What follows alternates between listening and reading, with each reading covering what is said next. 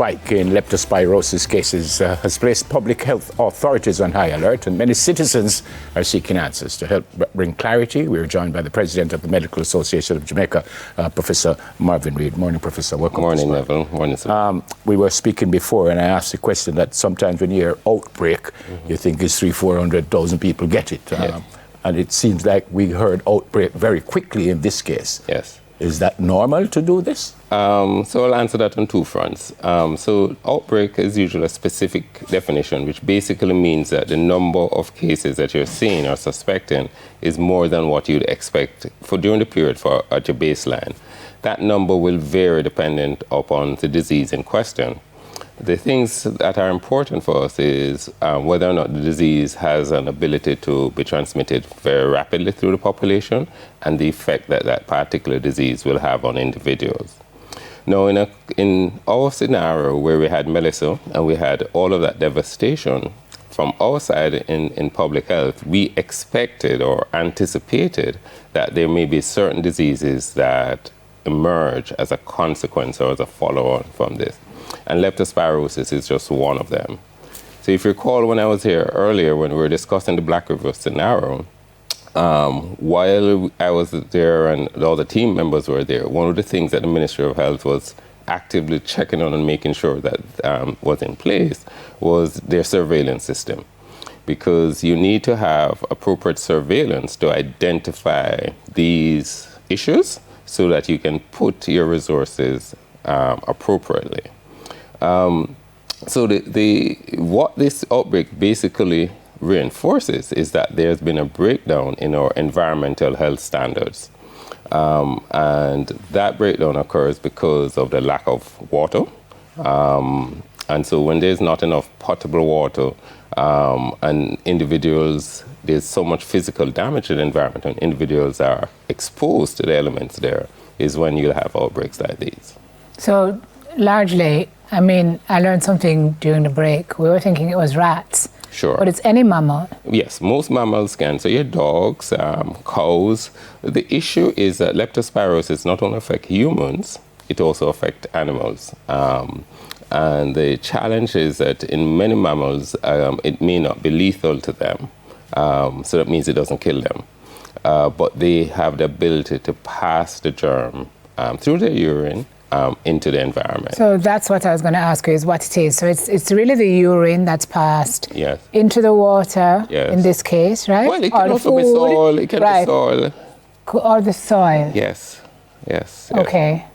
Okay, and then folks don't boil the water. Does boiling even help it? So short boiling does, but the short answer is that it is not a fecal or for leptospirosis specifically, it's not fecal oral, meaning it's not so much that you consume it. It just had to be on the skin, or? It needs particular surfaces in order to get in. So it needs a break on the skin because it cannot penetrate the intact skin.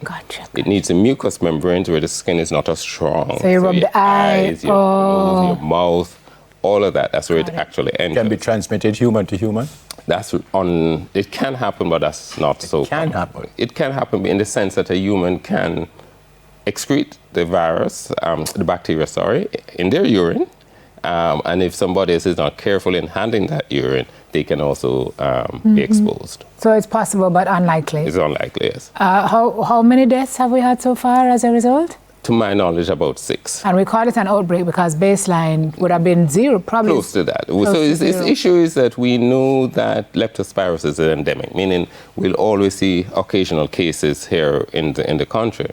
But once the numbers start going, then we now need to use that information to inform what we do. So what are the things that we need to do at this point? First thing first is that we recognize what are the antecedents, what are the things that support a leptospirosis outbreak. In this case, is the environment and the fact that a lot of us are engaged in cleanup activities. In engaging in cleanup activities, which is a must, we now need to ensure that we do that properly protected. So as best as we can, make sure we wear the appropriate boots, make sure that we glove up if we're dealing with urine, soil, any of those sorts of stuff. Make sure that we wash our hands thoroughly after engagement with the environment. Those are the sort of preventive action things that we do. Now, one of the key things is that we have identified it primarily in the parishes that have been most affected. But one of the things we recognize is that many of us actually from Kingston and so going to go back down there. So it's important that we disseminate the message to the whole of Jamaica to say, hey, this thing is now real. Please take your time, take care for yourself when you're doing these things. Yep. I think I've read where the Minister of Health and Wellness said it was 2 cases in the last 34 months. Right, yes. It goes back to what you're saying. So when you jump up to 6 now, you say, oops. Oh, yes, you're in a problem. yeah. But is the 6 a huge problem here, or are we just being very careful? So anything more than 0 is always a huge problem. A loss of life, is, especially in a preventable illness, is always a tragedy. And so from our standpoint, we think it's a significant enough problem. The issue is to prevent more cases from occurring. Right. Because prevention is always much better than cure.